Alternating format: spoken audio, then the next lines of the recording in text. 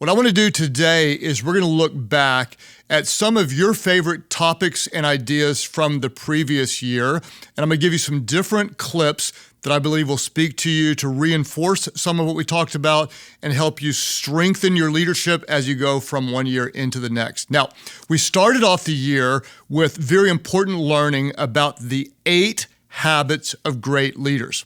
What I want to do is dive back into the first exercise that we talked about and cover again, how do we create the identity statements that help you become the leader you're supposed to be?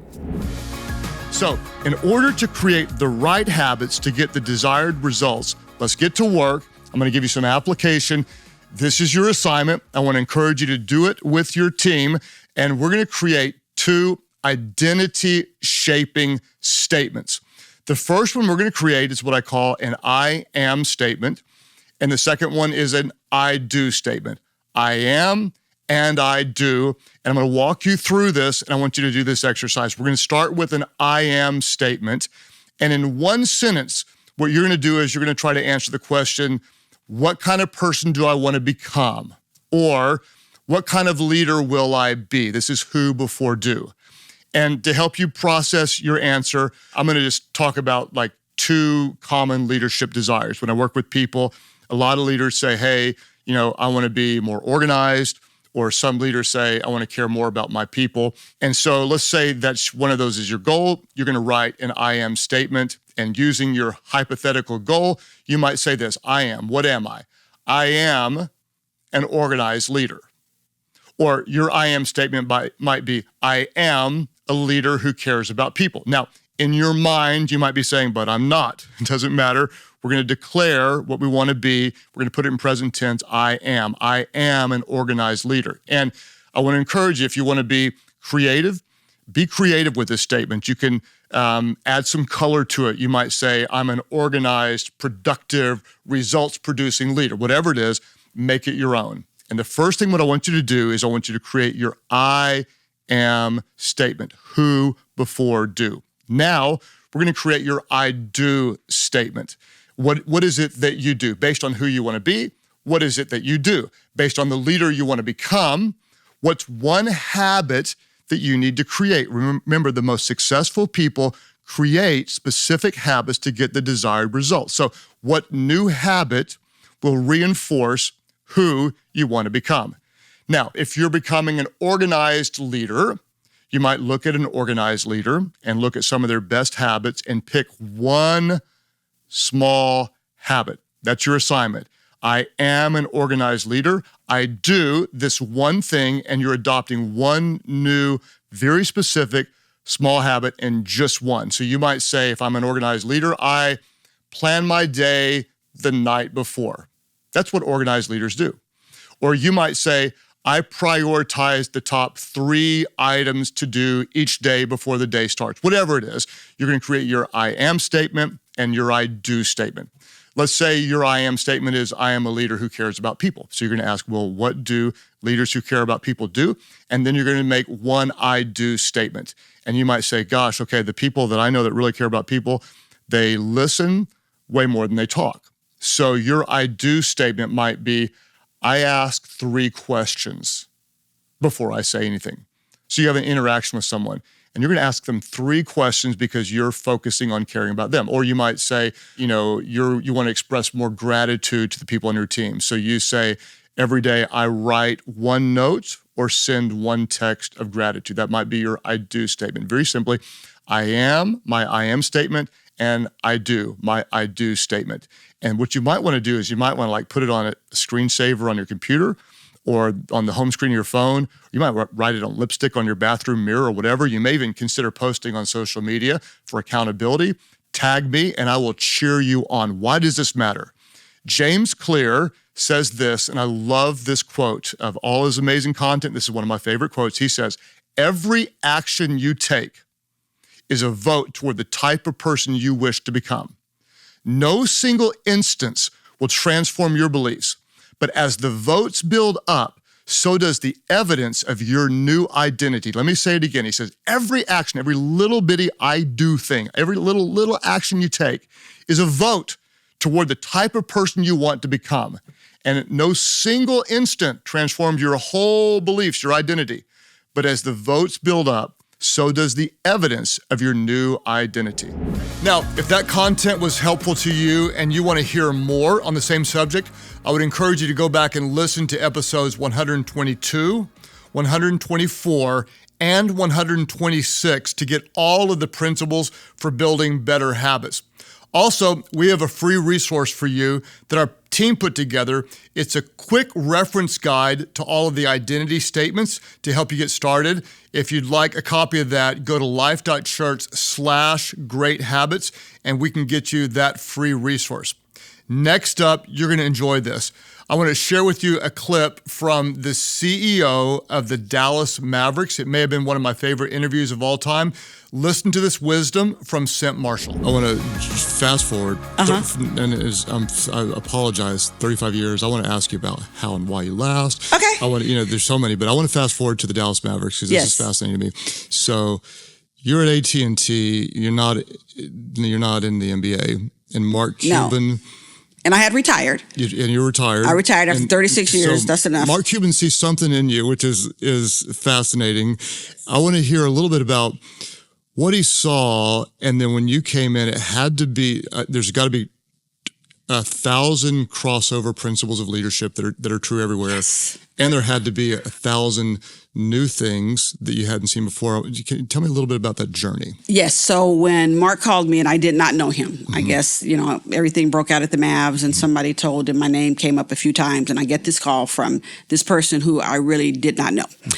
So when I went to see him, and so we kind of, he told me the whole story, and I'm thinking, Lord, I don't know if I'm going to do this. But it's a long story, but truly the Lord orchestrated the whole thing. So he made it very clear to me, this is what I was supposed to do at this point in time. And I thought I was getting ready to do something else. That's why you got to, you got to be in touch with the man.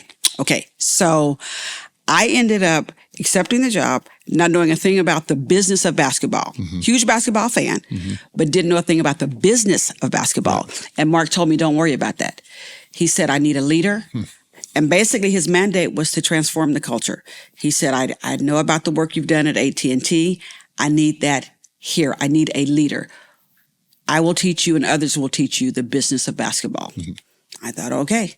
And at that time, I really didn't know there was so much business to basketball. There's so much more that goes on than what's on the court, okay? But I did know how to lead. And I basically laid out a vision, a set of values, and the values spell crafts. Character, respect, authenticity, fairness, teamwork, and safety. All based on my personal and safety is fit. Again, one more time, and we're going to put them in the leader guide, but would you say it one more time slowly? Character, respect, authenticity, fairness, teamwork, and safety, both physical and emotional safety. So those are the values that I laid out for the employees. And I laid it all out for them before I went to talk to the media, because your people shouldn't hear things out in the public before you tell them, okay, if you can help it, okay? And so I met with all of them first. We laid out our vision, we laid out our values, and I laid out a 100-day plan, shared that with everybody, and then said, okay, I need a diverse group of leaders around the table, and I'm going to meet with every single employee in here. And that's kind of the recipe. That's what we did. The things I didn't know about the business of basketball, I know a whole lot now. But I have people around the table that taught me. My colleagues, there are 30 NBA teams, so 29 of my colleagues around, the country. So many of them called me on day one because the competition is only on the court. They wanted me to be successful. They want the Mavs to be successful. And they told me so much stuff. And they still do about what I need to know about the business of basketball. But my job truly is to lead. And so that's what I do. So I think that Mark is brilliant. And to believe that you're a great leader and you can come in and learn the business of basketball, that's classic leadership. It really is, because when I think back at it, I'm like... It doesn't make a lot of sense. At first I thought he lost his mind. Yeah, once I started learning about it, I'm like, has he gone crazy? But he is brilliant. He really is a business genius. It was a move that almost no one would have made. Right. And he saw something in you, and you were the right person for it long before you maybe even thought you would be a candidate for it. Right. And here's what's great. Because when I found out that, when they start talking about me being the first Black female CEO of an NBA team, my boss never thought about that. Mm-hmm. He didn't know that, just like I didn't know it. Mm-hmm. It's to the point you made earlier. He was looking for a leader. Yes. He was looking for competence, somebody with a proven track record of culture transformation and all that. He was not thinking about the fact that he was basically putting the first Black woman in place. Did you feel weight? Because if you hadn't done well, then it might have been a while before there was a second. What? Yeah, well, you know what? I didn't feel a lot of weight. I mean, I think about it, but I knew I had to do a good job, but I knew I would do a good job because I know the recipe. Mm-hmm. It's not all on me. Mm-hmm. It is truly, it's just not all on me. Mm-hmm. I mean, when I get up in the morning, I know I got a whole team of people and I just don't feel the pressure. Mm-hmm. I knew, we had a lot of media stuff going on and all that. So I just knew we had to work at a pretty fast clip and I'm type A and I'm a workaholic.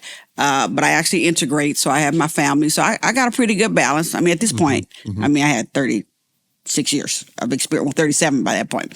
So I didn't feel the pressure. I know I have to do a good job. I know we will do a good job and we will do a good job. It's not just about me. Right. I have learned that. I have learned that.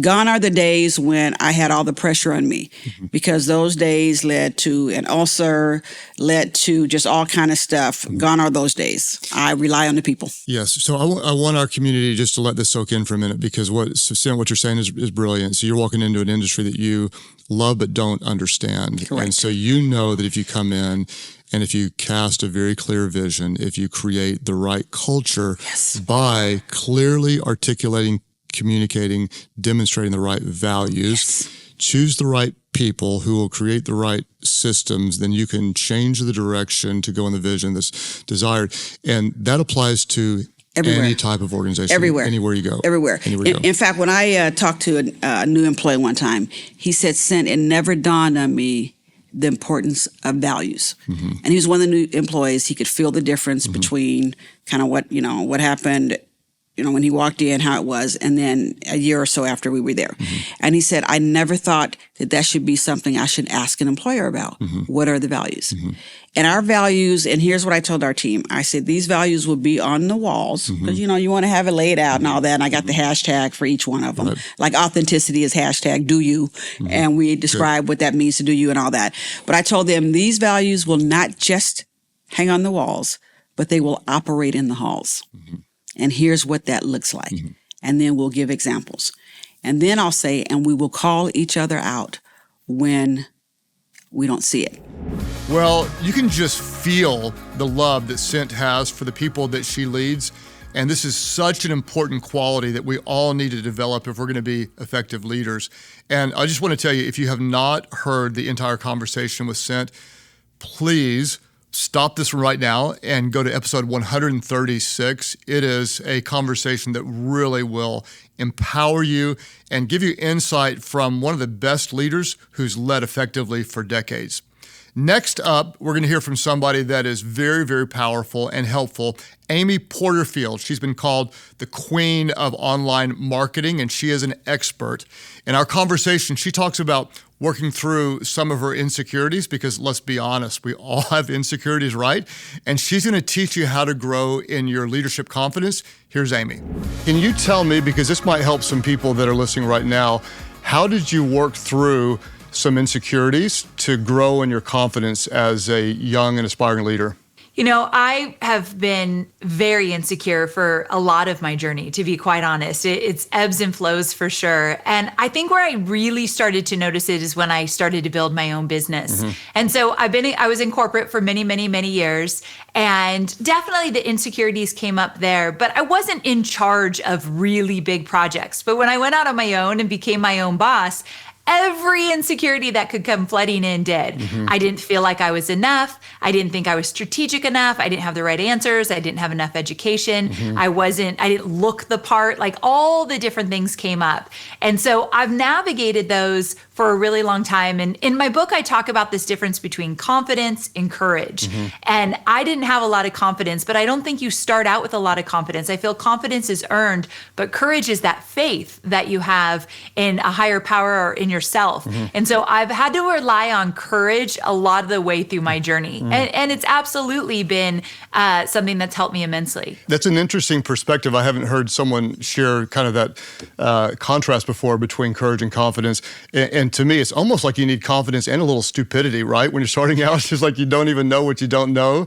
True. And so you would say that confidence is earned. Can you take me through, and I'd love to know, you mentioned a couple of insecurities, that you're not enough, you weren't strategic enough. Could you pick one of those, maybe one that stands out to you the most, and tell me how you actually earned the right to be confident in that area? Because I think, Amy, as you know, we have so many in our leadership community that just feel inadequate. Most of us don't feel like that we're enough, and you have overcome. You started from scratch and built something really special. I'd like to know that journey of how you built confidence, what it took, and do you own it today? Are you always confident, or do you still backslide into some of the insecurities? So if you can just walk us through that, that'd mean a lot. Okay, so when I talk about this idea of confidence is earned, what I mean by that is when you start to put yourself out there, and in my case, start to build a business, and I do my first launch and it doesn't work out, and then I do another launch and I make a little money, and I do another launch and I start to grow it. That is where the confidence comes in. I have a proven track record. It might be small, but like inch by inch, it's starting to work. So my confidence starts to grow. I'm earning it. I'm putting in the time. I'm putting in the work. But before it starts to work, and it took me a good 2 years before my business really started to work, that's where I had to rely on the courage. Because the number one insecurity I had is that I wasn't good enough. I've always struggled with my weight. As a woman, this is kind of a big through line that we see a lot, where I didn't want to get on video. I didn't want to show my face. I didn't want to put myself out there. So I felt like I wasn't good enough to be on camera. Or I wasn't strategic enough in the sense of I didn't have a business degree. I didn't know how to build an online business. I was making it up as I went. So it just came back to I am not good enough. And so every time something didn't work, I would reinforce that. But here's how I came out of it, and why today I think I absolutely have a lot of confidence, and I absolutely backslide at moments, but then can catch myself pretty quickly, is because I got clear on what I wanted. It all comes down to your why. And for me, this is something I teach to all my students, and that is, what do you want? Why do you want it? And in the early years, when I was still in my corporate job, I wanted to call the shots. I wanted to be the boss. I wanted to work when I wanted, where I wanted, how I wanted, and I wanted to be more creative than I could. And as a woman, I knew I was hitting that glass ceiling. And so when I got clear on what I wanted, in the beginning, it was very selfish. I wanted more freedom. And so every time I would get knocked down, I did my first launch, I made $267. I thought I'd make like $100,000. So I was devastated, got knocked down. But I was like, oh, but I want this bad enough. I'm going to try something new. I'm going to change it up. So I got back up. And that was all courage and faith for me. Absolutely. Until it started to work. And as I mentioned, I would do launch after launch after launch, and it started to click. And so that's when I started to step into confidence. And when I would backslide, ask myself, what did I want? Now, 14 years in, what I want is to help people. Like, I have found my mission. I feel as though I can help people step into a world of entrepreneurship and become their own boss and make as much money and as much impact as they want. That is my why today. That why is so strong that it helps when I get knocked down to get back up really quick. So it really, to me, courage into confidence, it's really about your why. Well, I love that principle. Confidence is earned. And you may feel a little bit insecure in your leadership right now. Believe me, we all do. And I just want to encourage you, just stay at it. Stay humble, stay teachable, keep asking questions, keep showing up the first Thursday of every month and often the third Thursday. And my commitment is to keep bringing leadership content to you to help you grow in your confidence and in your leadership. Next, we're going to look at a little clip from the top watched video of the entire year. She is brilliant on human relationships and on communication. I know you're going to enjoy and benefit from this clip from Vanessa Van Edwards. I think the biggest mistake that we make as leaders or trying to have influence is we have to be positive all the time. That is impossible. I think that one of the reasons why we're still stuck in this burnout, we're post-chaos, but we still feel like we're kind of in the chaos, is because we feel like I have to be positive all the time or I'm not a good leader. That is not true. You don't have to be positive all the time to have influence. You also don't have to be extroverted to be charismatic. Right? Those are two things that I think we should bust. So for example, if you walk into a room and you have the pressure on your shoulders of being positive and happy, one, it rings as inauthentic if you don't feel that way. Second, that will burn you out faster than anything else. So actually what I want you to think about is what is the relief emotion that you can bring as a leader? So that isn't often positivity. So let's say that you have a company that's feeling like they're facing a lot of problems or a lot of challenges. The relief emotion to challenge, I think, is togetherness, is unity. So that means you're going in and your number one goal is not pepping everyone up or being responsible for making them happy. No, it's making them feel less alone.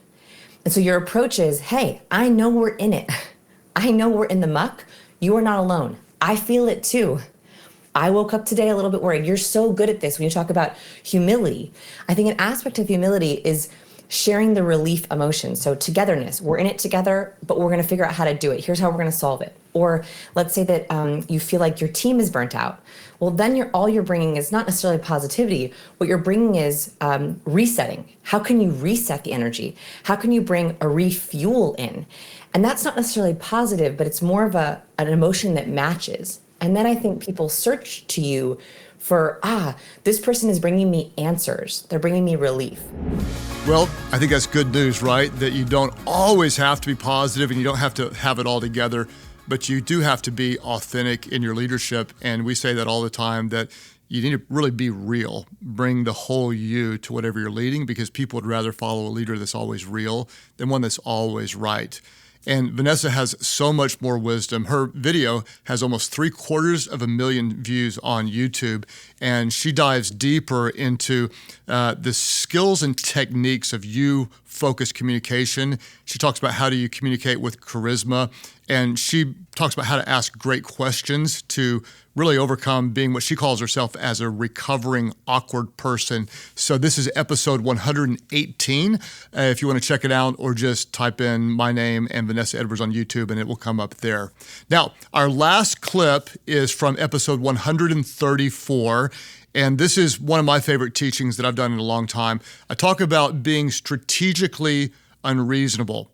A lot of times we feel like, I don't want to be unreasonable as a leader, and we don't all the time, but sometimes we come in with a strategic, unreasonable drive or passion or motivation or calling to do something significant. We know that as leaders, reasonable feels good because it's normal, but sometimes we need to be unreasonable in our leadership. What I want to do is I want to talk to you about unreasonable leadership, because unusual times demand unreasonable leadership. And we are in some very unusual times. Now, when I talk about unreasonable leaders, I wouldn't be surprised if some of you right now have a little bit of PTSD, because you've worked for some unreasonable leaders before in your past, and maybe someone was overbearing or controlling and consistently unreasonable. That's not what I'm talking about. When you generally think about unreasonable leaders, I would say there's three qualities of a bad unreasonable leader that you see. One is that the worst type of unreasonable leader leads with a top-down force demanding unrealistic results. There's this top-down, controlling, dogmatic, often arrogant or narcissistic style of leadership with a thumbs down that has no empathy for people, demanding unrealistic results. There's another type of action that unreasonable leaders are often blindly aware of the real issues at hand. They're just out of touch. They don't know what's going on, and this is unhealthy in organizations. A third problem with the wrong type of unreasonable leaders is that they lack empathy, that devalues the team and kills morale. They just don't really care about the heartbeat of the people and the culture around them, and it kills the team and the morale. How many of you, honestly, and you can type it in the comment section, how many of you have ever worked for or around a leader like that? Raise your hands. Okay. Whatever you do not point at them, especially if you are their direct report right now. Do not do that. We are working toward love. But when I talk about being unreasonable, I'm not talking about that. I'm not talking about being unreasonable all of the time. I'm not talking about being reckless or careless. I'm not talking about being unreasonable for no purpose. What I'm talking about is what I would call strategic unreasonableness. Because I'll say it again, that unusual times often demand unreasonable leadership. And the reason, if you're taking notes, you can jot this down, is because reasonable leaders tend to produce reasonable results, right? A reasonable leader tends to do what's known and what's expected and what is safe. And that's why progress often depends on unreasonable leaders. Let me warn you, and let me tell you very, very directly, that it takes intentionality to overcome the gravitational pull toward reasonableness.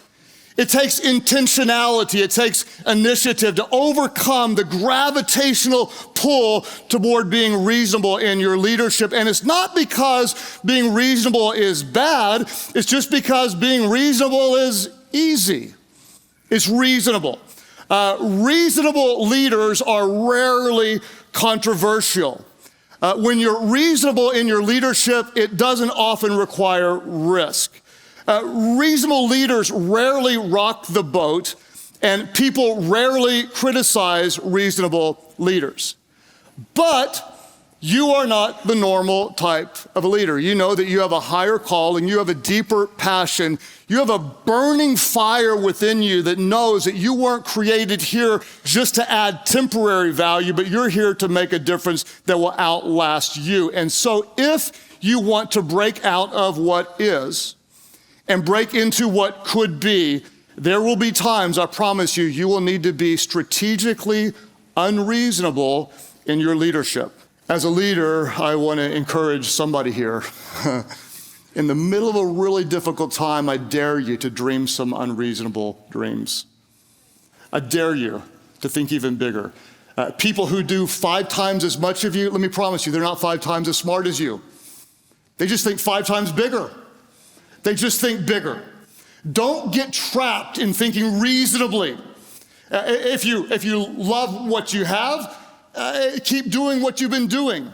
And I'm guessing that there are many of you that you're going to look at something and say, that seems like a reasonable decision to me, and you're going to continue leading with a reasonable posture. That's not bad. It's just safe. It's just easy. It's just what most leaders do. But the good news is, if I can say it again, you're not most leaders. You're not just leading for a financial profit, and you're not just leading to make your life better now, but you're leading for something that will outlast you. You have a higher calling as a leader. So if there's anybody here who might even hear this and think, you know what, I'm a little sick of reasonableness. I'm kind of sick of just doing what's expected, doing what's known, doing what's easy, and doing what's safe. Let me just be clear and let me warn you that being unreasonable is never, ever easy. Unreasonable always means uncomfortable. And I want to encourage you in your leadership to find comfort in being uncomfortable. Find comfort in being uncomfortable. Why? Because growth and comfort never coexist. So,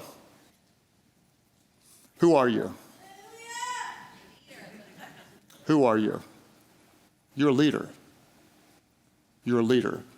You go first. You have vision. You have passion. You have intuition. You bring out the best in people. You create culture. You add value. You take risks. You steward what God has entrusted to you. You bring it back doubled, tripled, 4 times over. He says, well done, my good and faithful servants. You can be a great business person. Listen to me. People say, well, I'm like a second-class Christian because I'm a business person. No, that's one of the highest callings is to treat people well, to lead with integrity, to multiply resources, to create jobs, to add value, to do something that makes a difference in this community. You are a leader. And I'm going to tell you right now, your calling is too great and your God is too good for you to play it safe in your leadership.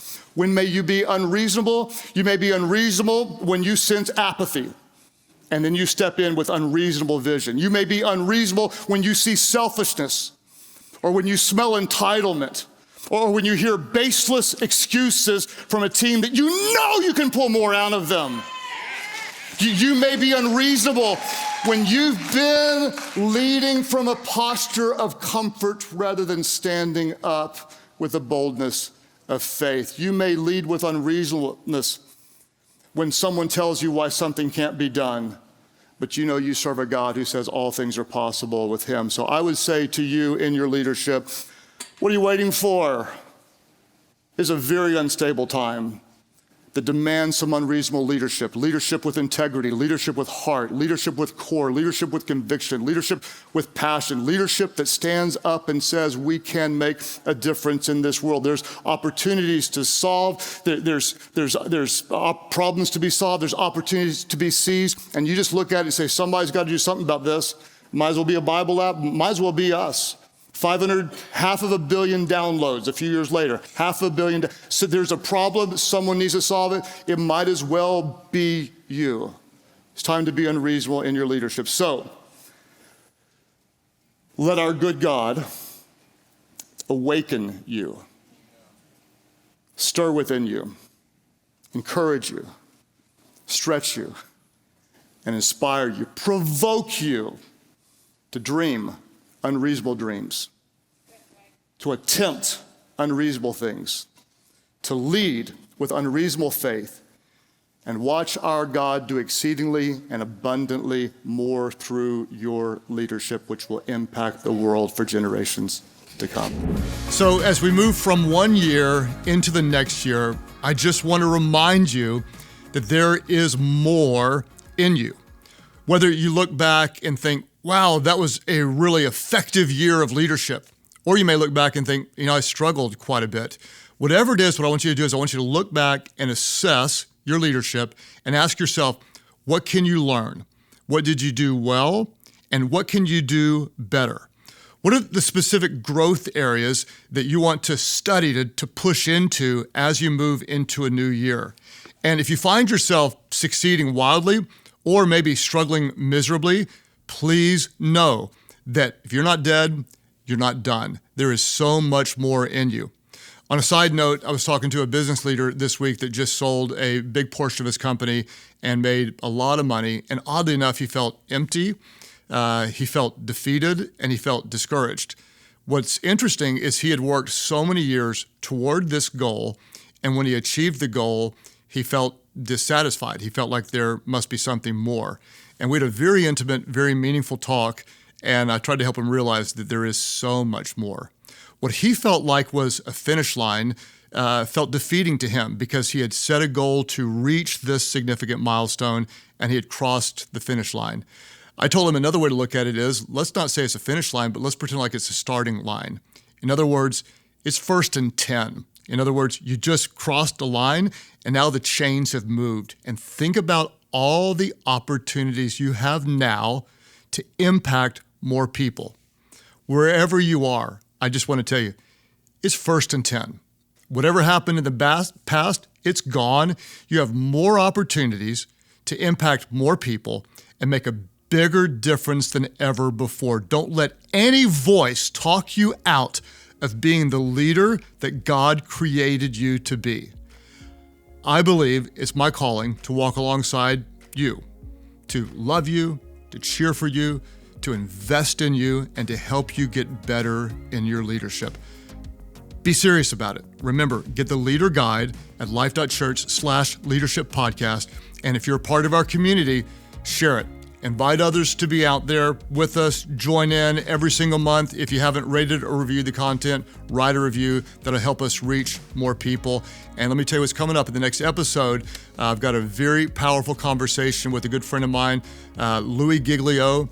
He's the founder of Passion Church, and he leads what I believe is probably the biggest movement of young adults anywhere in the world. You're going to want to learn from him. It's a very powerful conversation. Let's look back and let's look forward. Let's believe that the year to come will be your most effective year ever. You cannot do it on your own. Surround yourself with great people. Be submitted to a powerful God, and together we can make the world better.